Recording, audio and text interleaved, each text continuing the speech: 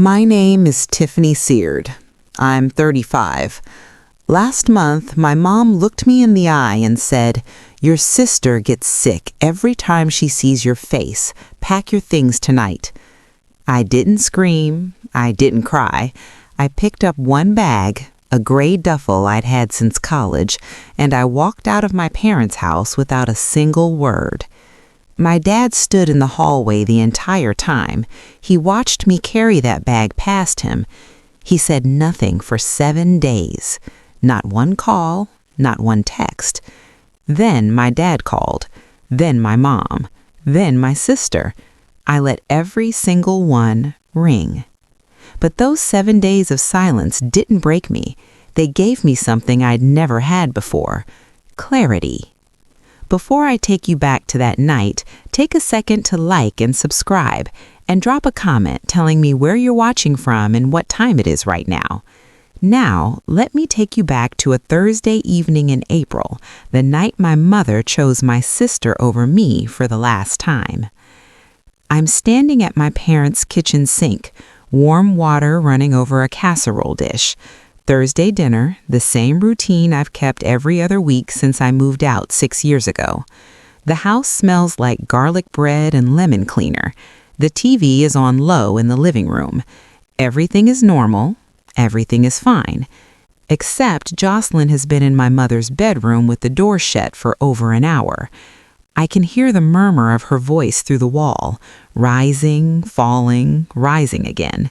My mother's voice is lower, soothing, the kind of tone she uses when she's absorbing someone else's crisis like a sponge. I rinse the last dish, dry my hands on a striped towel, set it on the counter, fold it in thirds, force of habit. That's when the bedroom door opens. My mother walks out first.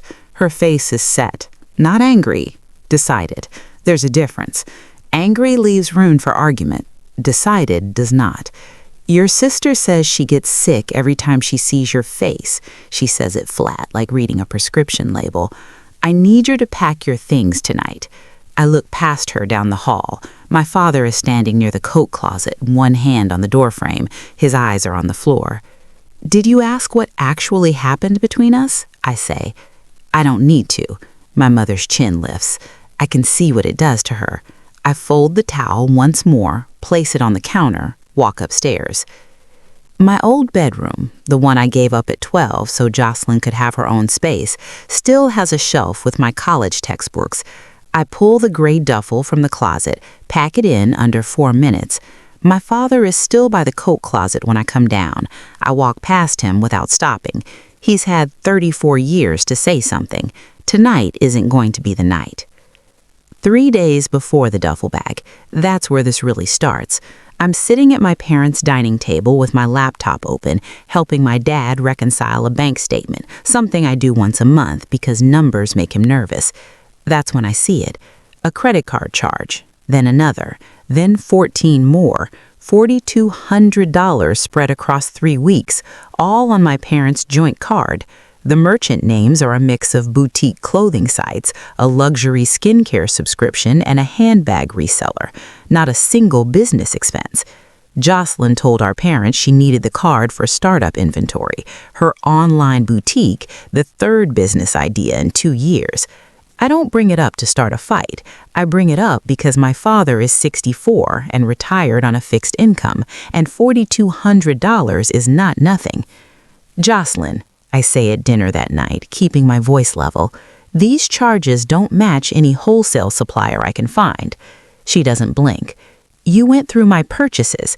Dad asked me to reconcile the statement. They're right there." Her fork goes down. Her eyes go wet. Not slowly, like a switch. "You always do this. You always have to make me look bad." "I'm not making you look like anything. The receipts are, I can't do this." She pushes back from the table. Her chair scrapes the floor. "You have no idea how hard I'm trying, and all you do is judge." She's up. She's down the hall. The bedroom door shuts, and then my mother is standing, her napkin crumpling in her fist, staring at me like I just set the table on fire. She didn't yell back. She didn't need to. Joselyn's weapon was never volume, it was tears. I need you to understand something.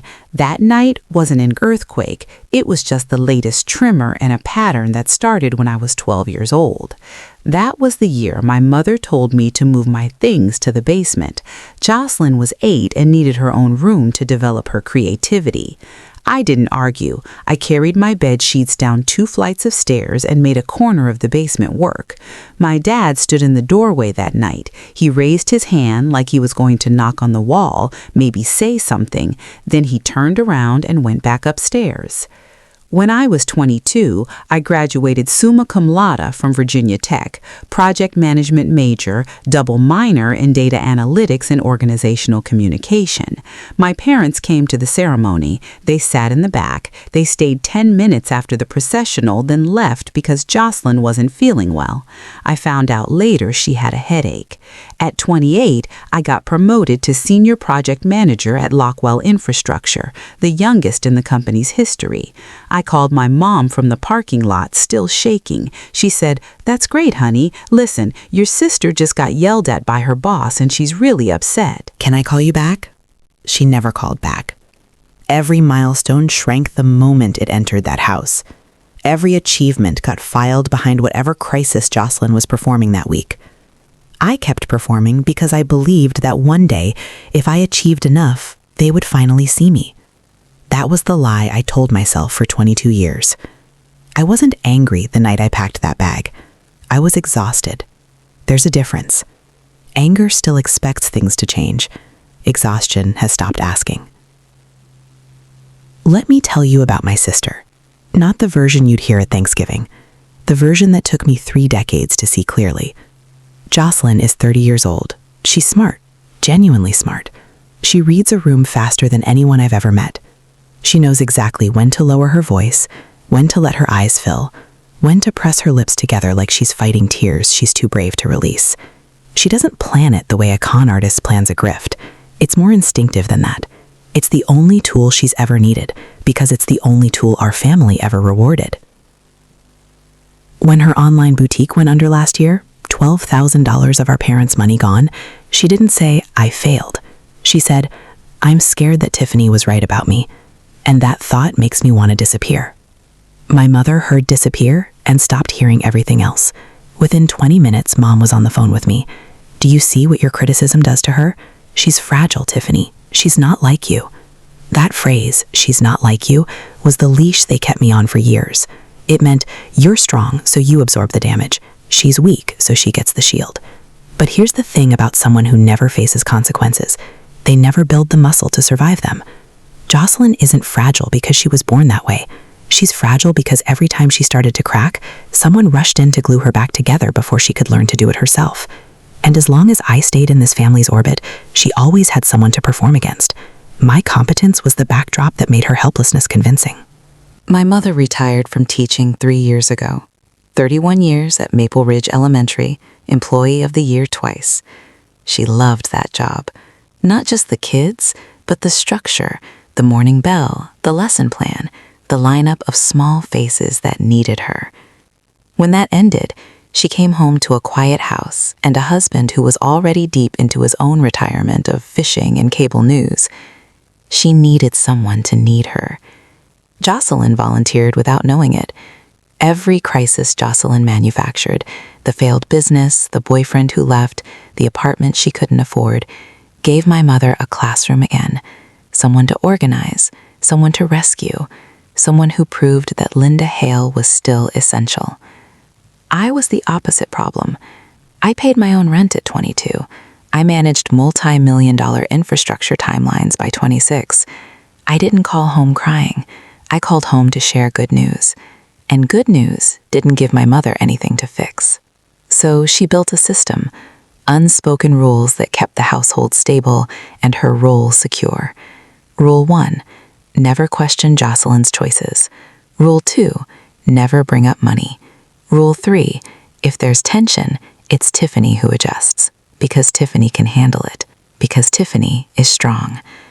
I used to wear that label like a badge. Strong, reliable, the one who doesn't crack.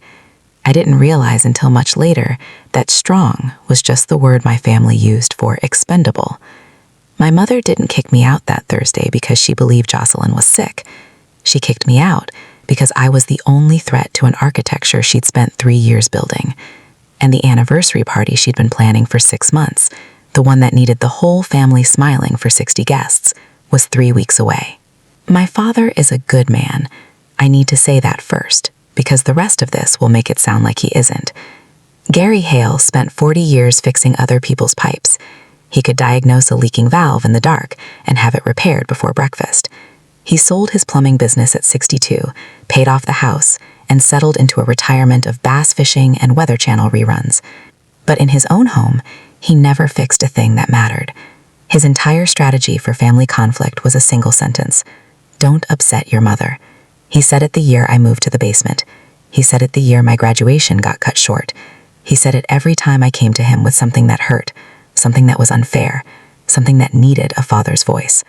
"Don't upset your mother," as if her comfort was the load-bearing wall, and everything else, my feelings, my dignity, my place in this family, was furniture you could rearrange. My mother retired from teaching 3 years ago.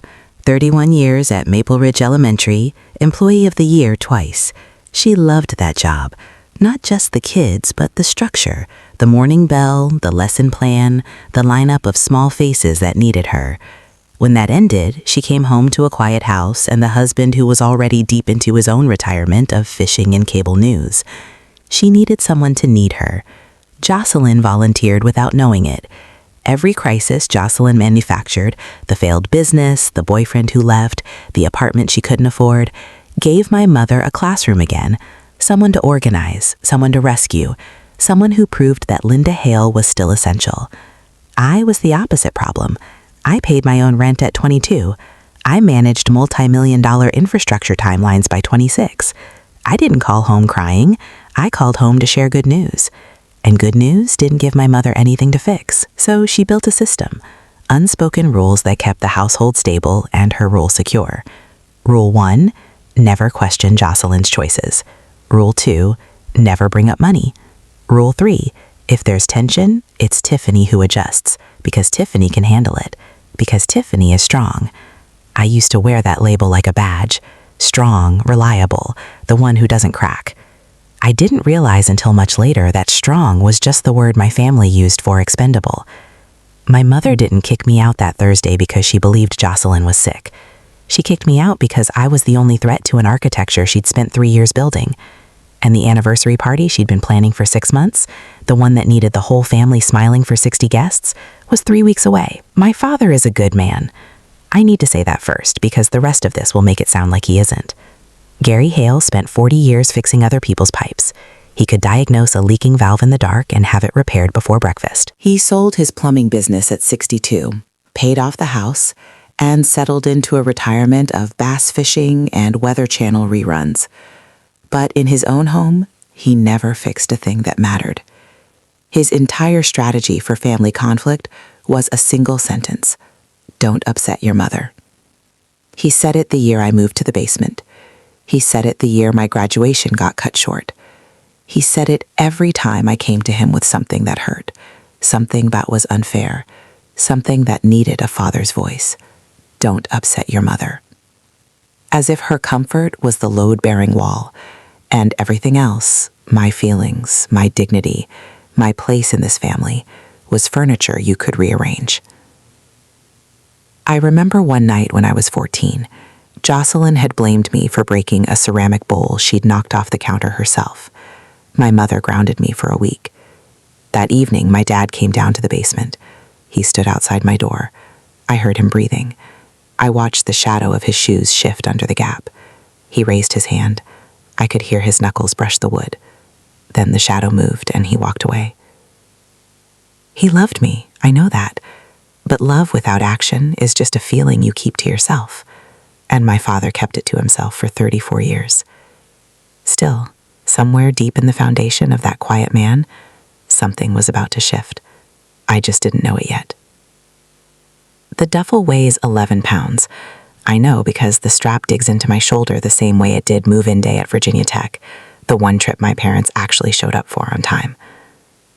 I set my parents' house key on the kitchen counter right next to the folded towel. I don't slam the door. I close it the way you close a chapter you've read too many times. My car starts on the first turn. I pull out of the driveway, past the mailbox my dad repainted every spring, past the oak tree Joselyn and I used to climb, before climbing together stopped being something we did. 40 minutes on Route 29. No radio, no phone call, just the hum of tires and the sound of my own breathing, which is steadier than I expected. Marcus is standing in our kitchen when I come through the door. He sees the duffel before he sees my face. He doesn't ask what happened. He reads me the way he reads a deposition, looking for what's missing, not what's there. "I'll make coffee," he says. I sit at our kitchen table. My hands settle on the surface, and for a second, my right hand drifts to my stomach. 10 weeks. A life I hadn't told anyone about, except the man pouring decaf at the counter. I was 10 weeks pregnant. And sitting in that kitchen, staring at the duffel bag on the floor, I made a decision that had nothing to do with my parents or my sister. My child would never grow up wondering if they were enough. I reached over and turned off my phone. The screen went black. For 7 days, I disappeared. Here's what I didn't know. The night I left, the party was already falling apart without me. 2 weeks before the blow-up, Joselyn had volunteered to organize my parents' 40th wedding anniversary celebration. She announced it at Sunday brunch like she was accepting an award. "I want to do this for you guys. Let me handle everything." My mother beamed. My father nodded. Nobody mentioned that every event Joselyn had ever handled, a baby shower for our cousin, a neighborhood block party, a 4th of July cookout, had ended with someone else finishing the work, usually me. But this time, the guest list was 63 people, a rented private dining room at Belantes, the Italian place on Main Street, printed invitations, a slideshow, a catering deposit, real logistics.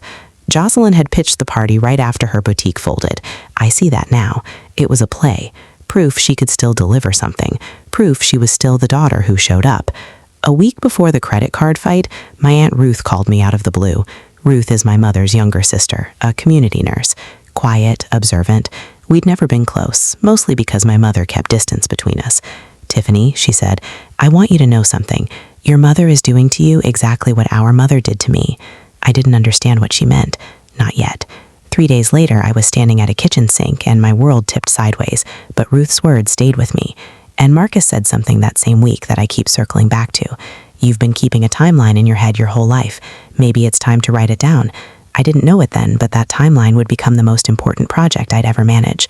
If you've ever sat at a family dinner and felt like you were performing a role nobody wrote for you, I see you.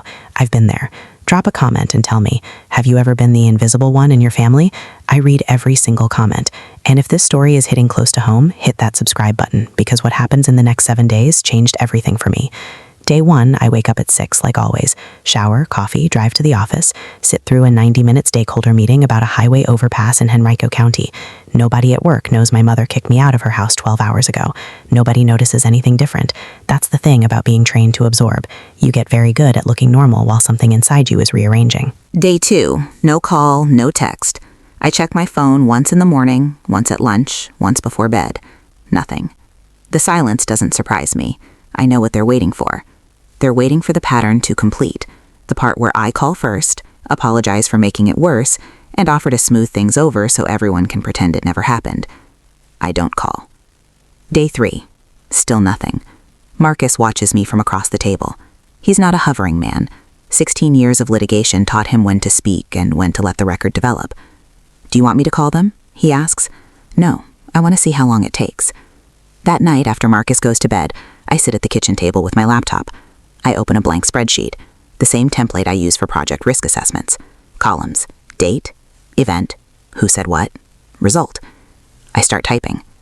Not to build a case, not to prepare for a fight. I just need to see it laid out. Clean, linear, the way I see everything else in my professional life. 3 days, not a single call, not even from my father.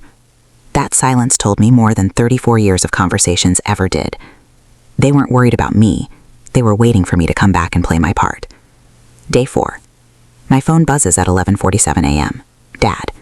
For a moment, I almost let it ring, but something in me, that 12-year-old girl watching the shadow of her father's shoes shift under the door, still answers when he calls. "Hey, Tiff. His voice is careful, the voice he uses when he's measuring twice before cutting. Hey, Dad. Pause. I can hear the TV in the background, some game show, the dishwasher running.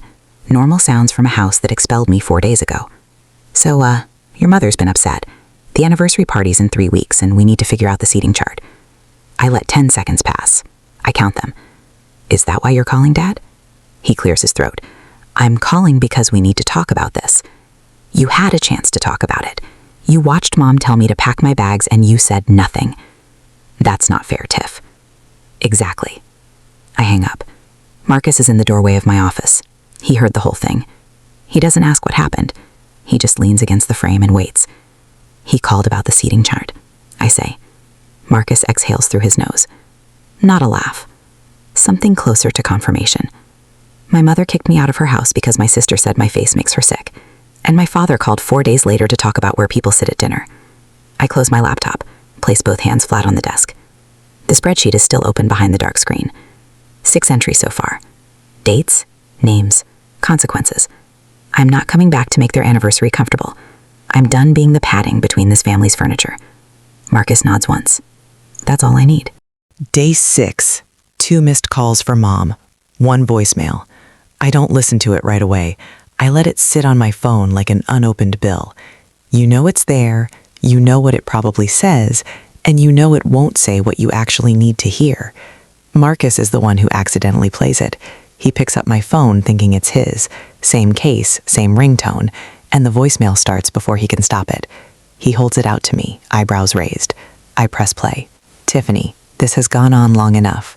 My mother's voice is clipped, efficient, classroom voice. Your father and I want you at the anniversary. Joselyn is willing to put this behind her. We all need to move forward as a family. That's it. 43 seconds. I listened to it twice, not because I missed something, but because I want to be sure I'm hearing what I think I'm hearing. Notice the framing, I say to Marcus. I'm in project mode now. The same part of my brain that catches scope creep in a contractor's email is dissecting every word. Joselyn is willing, not we're sorry, not we were wrong. Joselyn is willing to forgive me for something I didn't do. Marcus tilts his head. That's not an apology, that's a job offer. Show up, perform, keep quiet, and the deadline is the anniversary. I save the voicemail, not as evidence, as a reminder. The next time I start doubting myself, the next time that old habit of absorbing kicks in, I want to remember exactly how my mother sounded when she chose choreography over honesty. She didn't call to check on me, she called to manage me. And for the first time in my life, I could hear the difference. Day 7. The text comes at 9:14 p.m. I'm on the couch with a mug of chamomile, feet tucked under a blanket, reading a project brief on my tablet. Marcus is in the study reviewing depositions. My phone lights up. Joselyn. It's long, 4 paragraphs. I read it once, then read it again with the part of my brain that reviews stakeholder communications for hidden agenda. Tiff, I know you're hurting. I'm hurting too. This whole thing has been so hard on all of us. Mom and Dad are devastated. I hate that our family is going through this right now, especially with the party coming up. Can we please just be sisters again? I miss you. I really do. The party won't feel right without you there. Mom put so much work into it, and it would mean everything to her. Can we just move past this for them? 4 paragraphs, 3 mentions of the party, 0 mentions of what she actually said about me, 0 acknowledgement that her words got me removed from my parents' home. She doesn't apologize because in her version of events, she's not the one who did anything wrong. She reframes the entire conflict as something that happened to both of us equally. This whole thing has been so hard on all of us, as if she didn't strike the match. I screenshot the text, add it to the spreadsheet, row 14. Joselyn wasn't reaching out to mend a relationship. She was casting a role. She needed me back in position so the anniversary could go on as planned. The full family portrait, everyone smiling, no empty chairs to explain. I don't reply. But that night, after Marcus falls asleep, I pick up my phone and call someone I should have called years ago, Aunt Ruth. Aunt Ruth picks up on the second ring. Her voice is calm, like she's been sitting by the phone waiting for this exact call. I was wondering when you'd reach out, she says. Ruth is 58, a community nurse in Charlottesville, the kind of woman who takes your blood pressure while telling you a story about her garden.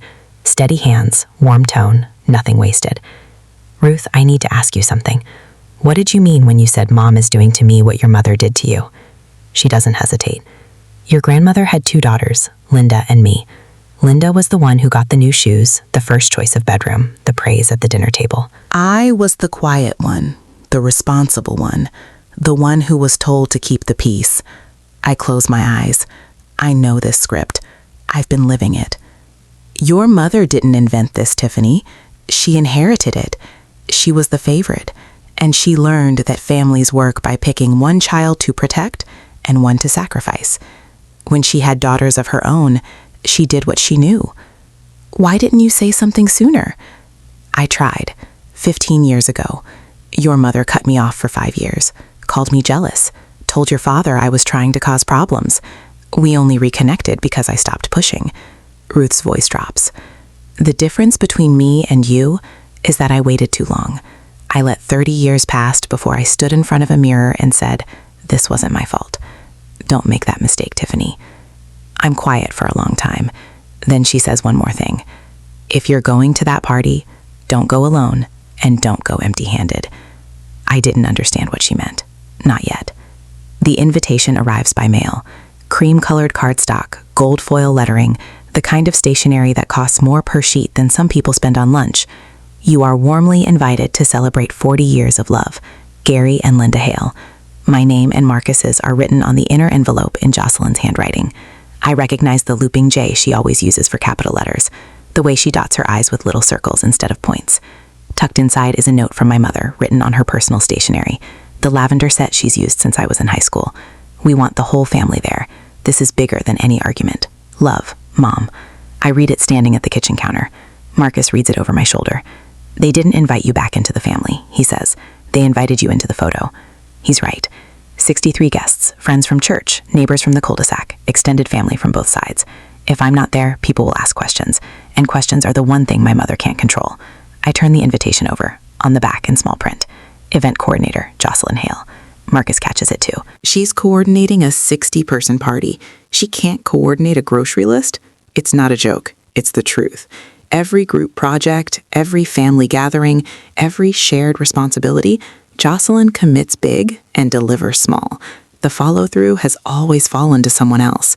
I set the invitation on the fridge with a magnet, not because I've decided to go, because I want to look at it every morning and ask myself the same question. What am I walking into and why? 2 weeks until the party. The clock is ticking for everyone, especially Joselyn. Ruth keeps me updated, not out of gossip. She's been invited to the party too, and she watches the way a nurse watches a patient whose vitals are shifting. Joselyn's in over her head, Ruth tells me on a Tuesday evening phone call. She booked a caterer, then found out she went $1,500 over budget. Your mother approved the overage without blinking. Your father asked where the money was coming from. First real argument they've had in months. I can picture it. Dad standing in the kitchen, reading glasses pushed up on his forehead, holding a catering invoice like it's a plumbing estimate gone wrong. She also called your cousin Megan to help with decorations, Ruth continues. Megan said no. Apparently Joselyn promised to help with Megan's baby shower last spring and backed out the day before. What about the slideshow? She asked your mother to pick the photos. Linda spent 2 days going through albums. I don't say anything for a long moment. Ruth fills the silence. She's drowning, Tiff. She's been swimming in the shallow end her whole life, and now she's in the deep water. I think about that image, the shallow end. Every time Joselyn struggled, even a little, someone lifted her out before she could learn to float. And now the water's at her chin, and she's looking for the next hand to grab. For the first time in my life, I don't feel the pull to be that hand. How are you doing, honey? Ruth asks, her nurse voice checking vitals. I'm okay. I'm thinking. Good. That's good. For the first time, the spotlight Joselyn always craved was burning her, and no one was stepping in to adjust the lights. The calls start on a Wednesday, not from my parents, from the outer ring. Aunt Helen, my mother's older sister, calls first. Helen lives in Roanoke and visits twice a year, Christmas and someone's crisis. Tiffany, honey, your mother is heartbroken. Can't you just come to the party and be the bigger person? I've heard that phrase my entire life. Be the bigger person. It's family code for absorb the damage so the rest of us don't have to look at it. Aunt Helen, did Mom tell you what she said to me? Pause. She said you two had a disagreement. She told me to pack my things and leave her house because Joselyn said looking at me makes her sick. Longer pause. Well, I'm sure there's more to the story. Ask Mom what happened that night, then call me back. Helen doesn't call back. 2 days later, my cousin Derek texts. Derek is my father's nephew, 2 years older than me, an accountant in Richmond. We're not close, but we exchange Christmas cards. Family is family, Tiff. Don't let pride ruin this. I type 3 different replies. Delete each one. Finally, I said nothing. Derek doesn't know the story. He knows Linda's version of the story. Whatever version makes a missing daughter sound like a choice instead of a consequence. By Friday, 2 more relatives have reached out. Same script. Nobody asks what happened. Nobody asks if I'm okay. They all ask the same thing. Can you come to the party so everything looks normal? Nobody called back because nobody wanted to know. They just wanted the performance to resume. The comfortable, familiar production where everyone plays their role and nobody examines the script. Saturday morning, Marcus takes his coffee to the study. I take mine to the kitchen table and open the spreadsheet. 37 rows now, 12 years of data. Dates, events, who said what happened next. I'm not building a legal case. I don't need one. I'm doing something I should have done a long time ago. Looking at my family the way I look at a project that's gone off the rails. In project management, when a deliverable keeps failing, you don't just fix the latest failure. You trace the pattern. You find the recurring variable. You map the dependency chain until you see where the system breaks. Every single time, the system breaks here. Joselyn fails. Joselyn cries. Mom reassigns blame to me. I absorb it. Joselyn is shielded. Cycle resets. It repeats roughly twice a year and has for over a decade. The data doesn't lie. The data never lies. I scroll through the family group chat. Still on my phone, nothing deleted. The messages are ordinary on the surface. Birthday wishes, Thanksgiving logistics. But every few months, there's a cluster. Joselyn's name in distress, my mother's name in defense, my name in silence. Marcus walks in, refills his mug, and looks over my shoulder. He reads for a long minute. This isn't a family, he says. This is a project with a broken scope. I close the laptop. Not because I'm done, because I know enough. I have the timeline, I have the pattern, but I still don't have a plan. I don't know what I'm going to do with this clarity, or whether it matters, or whether speaking up will change anything at all. Then Ruth calls again, and everything shifts. I want to pause here for a second. If you're still watching, it means this story is resonating, and I'm grateful for that. Right now, I'm staring at a spreadsheet that maps 12 years of a pattern I couldn't see while I was living inside it. If you've ever had that moment where you finally stepped back and saw the whole picture for the first time, tell me about it in the comments. And hit that like button if you want to see what happens at that anniversary party. Ruth doesn't bother with small talk. She opens with, I'm coming to the party and I think you should come too. I set down my pen. Why? Because your mother has been telling people you're having marriage problems. That's why you haven't been around. The kitchen goes quiet. Even the hum of the refrigerator seems to pull back. She told them I'm having marriage problems? She told Helen. Helen told cousin Patty. Patty told me. Your mother would rather 60 people think your marriage is failing than know she told her own daughter to leave. I grip the edge of the counter. Not because I'm going to cry, but something in my chest has shifted from exhaustion to heat. A clean, focused heat, like a welding arc. I've been kicked out. I've been ignored for 7 days. I've been recruited back as a prop for a family portrait. And now, while I'm not there to defend myself, my mother is rewriting the story, turning my absence into my failure instead of hers. She could push me out, I say, and my voice is steady. She could ignore me, but she does not get to rewrite my story. Ruth is quiet for a moment. Then that's exactly what I needed to hear. We talk for another 20 minutes. Ruth tells me she's already spoken to 2 cousins, not to recruit allies, not to stir drama. She asked one simple question. Has Linda ever told you what actually happened between her and Tiffany? Nobody knew. Every single person Ruth asked had only heard my mother's version, the version where I was the difficult one, the one with the temper, the one who couldn't let things go. They deserve the truth, Tiff. All of them. That night, I sit across from Marcus at the kitchen table.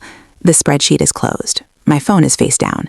The invitation is still on the fridge, held up by a magnet shaped like the state of Virginia. I'm going, I say. Marcus sets his fork down. He doesn't look surprised. He looks like a man who's been waiting for a verdict he already knew. Are you going for them or for you? For me, and for the person I'm carrying. I refuse to pass this pattern down to another generation. Marcus nods. He doesn't try to talk me out of it. He doesn't try to plan it for me. He just says, "What do you need?" I need you there, and I need Ruth there, and I need to walk in knowing exactly what I'm going to say if the moment comes. If the moment comes, or when. I think about that. I won't force it, but if Joselyn performs, if she stands up in front of 60 people and rewrites history one more time, I'm not sitting there and smiling. I call Ruth that evening. She picks up before the second ring. I'm coming to the party. Good. I'll be at the table near the door. You'll see me. I don't write a speech. I don't rehearse in front of a mirror. I've spent my whole career walking into rooms full of contractors, engineers, and city officials and laying out the facts under pressure. I know how to speak clearly when the room doesn't want to hear it. I just need the facts, and I've had those memorized since I was 12.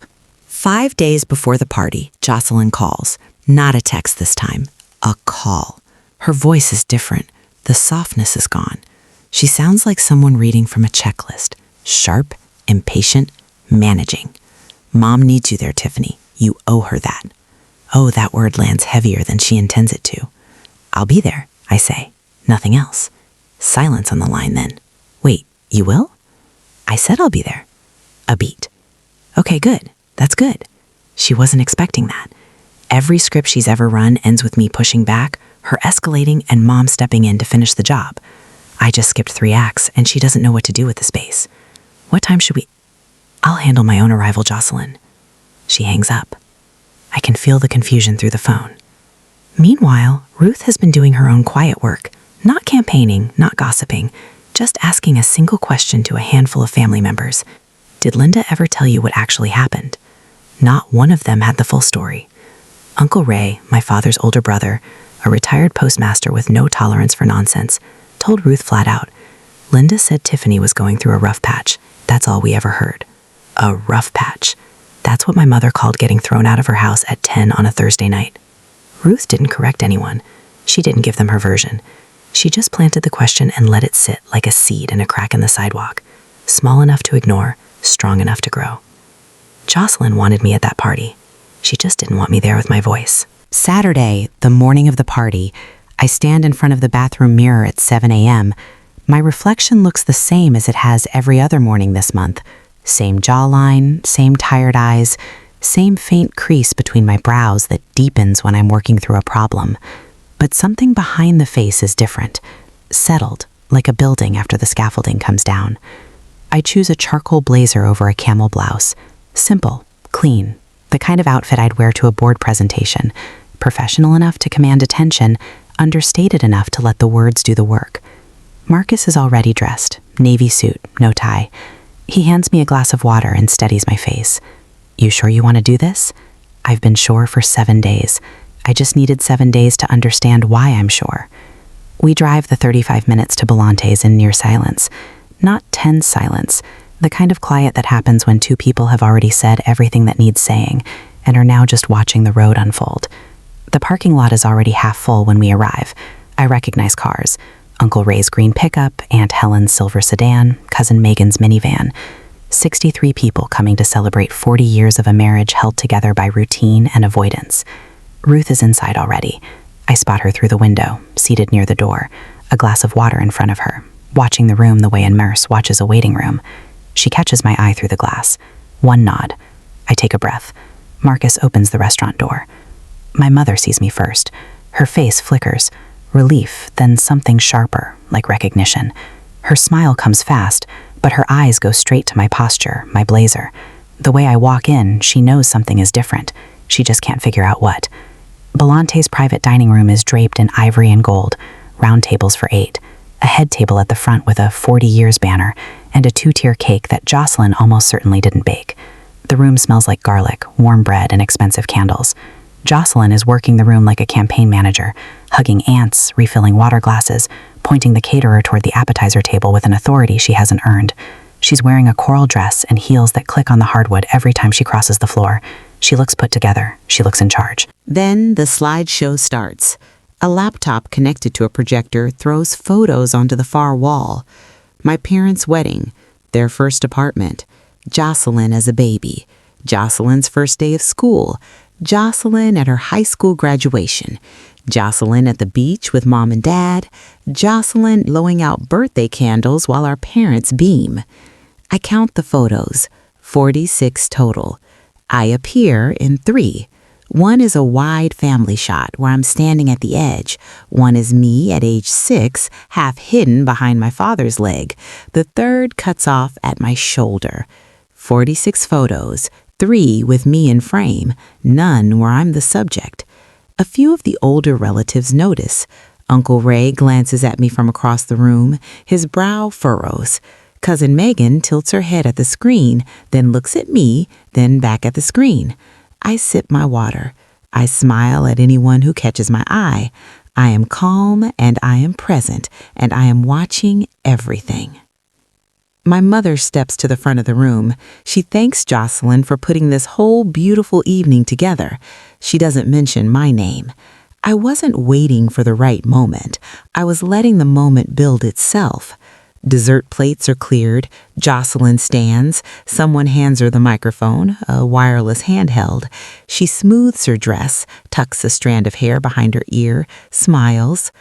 I want to say a few words about the 2 most incredible people I know. The room settles. Phones go face down. 63 people give Joselyn exactly what she's always wanted, undivided attention. Mom and Dad, 40 years. That's not just a number. That's a lifetime of choosing each other every single day. And I want to thank you for always believing in me, even when things were hard. Her voice cracks. Practiced. Perfect. Even when not everyone in this family made it easy. Her eyes flick to me just for a second, but enough for the people who are watching, and several are. I follow the glance. Uncle Ray shifts in his seat. Aunt Helen looks at her napkin. But family is about forgiveness, Joselyn continues, and I'm so glad that my sister is here tonight because it shows that we can move past anything. She raises her glass. The room follows. My mother dabs at her eyes with a cloth napkin. My father lifts his glass without looking at me. To Mom and Dad, to 40 more years, and to family. Messy, imperfect, beautiful family. The room clinks. Applause. Joselyn sits down to hugs and shoulder squeezes, and my mother whispering something in her ear. I set my glass down untouched. She just rewrote the entire narrative in front of 63 witnesses. She made herself the gracious forgiver. She made me the one who needed forgiving, and every person in this room now carries her version of events. She sat down, everyone smiled, and I stood up. I don't reach for the microphone. I don't need it. The room is small enough and my voice has always carried when it needed to. I'd like to add to that toast if that's all right. 63 faces turn. My mother's hand freezes on Joselyn's shoulder. My father's glass stops halfway to his lips. Joselyn said family is about forgiveness. I agree. I keep my voice level, project room steady, the same tone I use when a contractor misses a deadline and the room is full of people who don't want to hear it. But forgiveness requires honesty, and there's been very little honesty in this family for a very long time. The clinking stops. The last murmur dies. 3 weeks ago, my mother told me to pack my bags and leave her house. That night, no discussion, no questions, because Joselyn told her that looking at my face makes her sick. A ripple moves through the room. Not sound, movement. A cousin leaning forward. An uncle setting down his fork. Aunt Helen's hand going to her mouth. Nobody in this room was told that. Some of you were told I was having marriage problems. That's not true. My marriage is fine. I was removed from my parents' home because it was easier to remove me than to hold my sister accountable for $4,200 she charged to our parents' credit card on personal items she called business expenses. Joselyn's face drains of color. My mother starts to stand. Tiffany, this is not the place. You chose the place, Mom. My voice doesn't rise. It doesn't need to. You chose a party with 60 people over a single, honest conversation with your daughter. The room is silent, not uncomfortable silent, listening silent. I'm not here to ruin their anniversary. I'm here to tell the truth in a room that's only ever heard one version. I don't raise my voice. I don't point. I keep both hands at my sides, and I speak the way I speak in a project review. Calm, specific, dated. When I was 12, I was moved to the basement so Joselyn could have her own room. When I was 22, my parents left my college graduation early because Joselyn had a headache. When I was 28, I called my mother to share a promotion I'd worked 6 years for. She told me Joselyn's boss had yelled at her and asked if she could call me back. She never did. I pause. Let the room absorb it. Every time Joselyn struggled, I was blamed.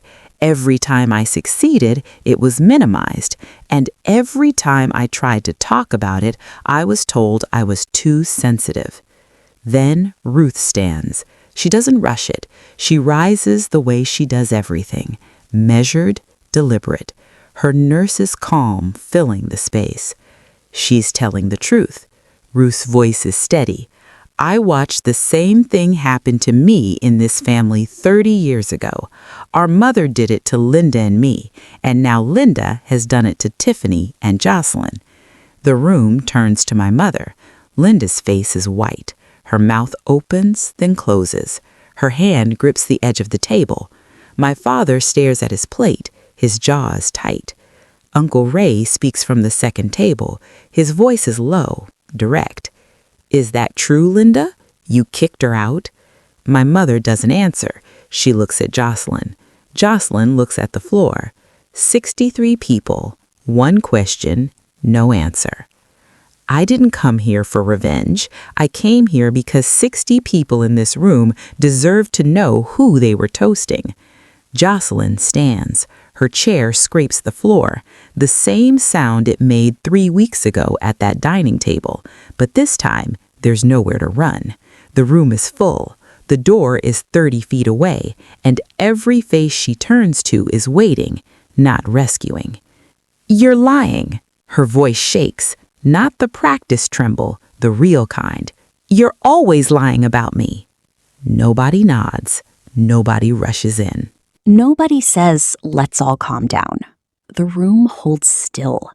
My mother tries, "This is a family matter. We don't need to—" Uncle Ray cuts in. "Then why are 60 people here, Linda?" Joselyn's eyes sweep the room one more time. She's looking for the lifeline, the sympathetic face, the outstretched hand. She doesn't find it. She picks up her clutch from the table, walks toward the door. She doesn't look back. My mother follows. The door swings shut behind them. I stay standing for another 3 seconds. Then I sit down. Marcus puts his hand on my knee under the table. Not a squeeze, just presence. My father is still in his chair. He hasn't moved. He hasn't followed my mother out. For 34 years, Gary Hale's instinct in every family crisis was to follow Linda's lead, close the door, and wait for the noise to stop. He stayed, and for the first time in 34 years, that meant something.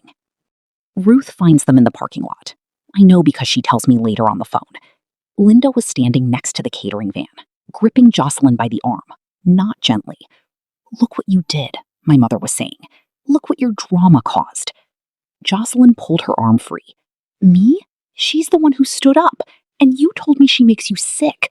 You gave her the ammunition." Ruth said she watched this for 10 seconds before stepping forward. "Linda," Ruth's voice cut through both of theirs. "You're doing it again." My mother spun. "Stay out of this, Ruth." I stayed out of it for 30 years. That was my mistake. Ruth looked at Joselyn, spoke directly to her. "Your mother was the golden child in our family. I was the invisible one. Our mother chose Linda every single time. And now Linda has done to Tiffany exactly what was done to me." Joselyn stood very still. "She doesn't protect you because she loves you more," Ruth said. "She protects you because she needs you to need her. The moment you stop needing her, she has nothing." My mother didn't speak. Ruth told me her hands were trembling, not from anger, from recognition. Joselyn looked at her mother. Then she walked to her car alone. Back inside, the room has thinned. The cake sits untouched. The slideshow has been turned off. I'm at a table near the window, finishing a glass of water when my father sits down across from me. No preamble. He just pulls out the chair and drops into it.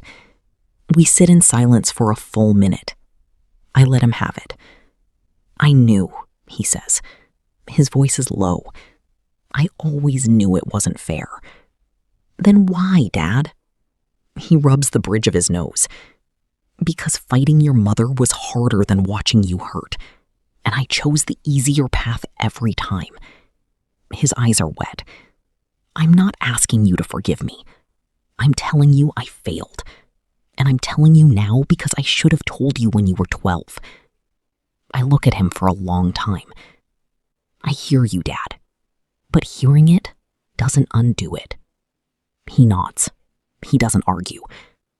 I love you, Dad. But I can't rebuild on a foundation you chose to crack. The week after the party, my phone buzzes more than it has in years.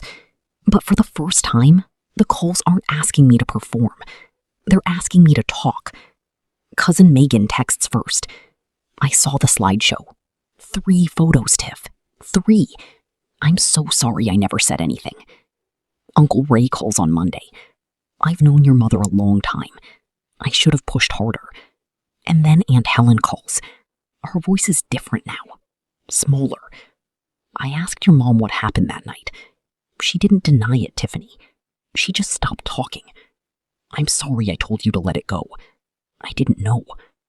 4 people in 1 week. Now they're looking. It doesn't fix anything, but it matters. Joselyn doesn't call. My mother doesn't call. Then 9 days after the party, an email arrives from Joselyn. I don't know who I am. I write the email on a Sunday morning. I address it to both my parents. Not a text, not a phone call, an email, because I want a record. Mom, Dad, I love you. And because I love you, I need to be honest about what I need going forward. I lay out 3 conditions. First, I will not be in the same room as Joselyn until she acknowledges directly to me what she said and what it caused. Second, neither of them discusses me with extended family unless I'm present in the conversation. No more rewriting. Third, any interaction respects these boundaries. If they're crossed, I'll leave. No second warning. This isn't punishment, I write. This is protection. For me, for Marcus, and for the child I'm carrying. I let that sentence sit on the screen for a long time before I hit send. 12 weeks pregnant now. They're finding out through an email about boundaries. But the truth is, this is the only version that's honest. If nothing changes, I press send, close the laptop, walk outside. 3 months later, the nursery is pale green. My belly is showing now. 16 weeks. Ruth comes by on Saturdays. She's the family I should have had access to all along. My father calls on Wednesdays. Not long calls, 5 or 10 minutes. He asks about the baby. He doesn't mention my mother, and I don't ask. We're building something small and careful. My mother sent a card, pale yellow envelope. Inside, a generic card. Below the printed message, I'm trying. 2 words. Not enough, but more than I expected. Joselyn? Nothing. Silence. I choose to believe hers is processing. This room is for someone new. Someone who will be seen not because she performs, but because she exists. Endurance is not a family value. Transparency is. And this is where the new pattern starts. That's my story. And I want to know, what would you have done? If you were standing at that anniversary party with 60 people watching, would you have spoken up? Or would you have let it go? Drop your answer in the comments. Option A, if you'd speak up. Option B, if you'd walk away quietly. Neither answer is wrong. Both take courage. Share this story with someone. Sometimes the bravest thing you can do is let someone know they're not invisible. There are more stories like this one in the description below. I'll see you there.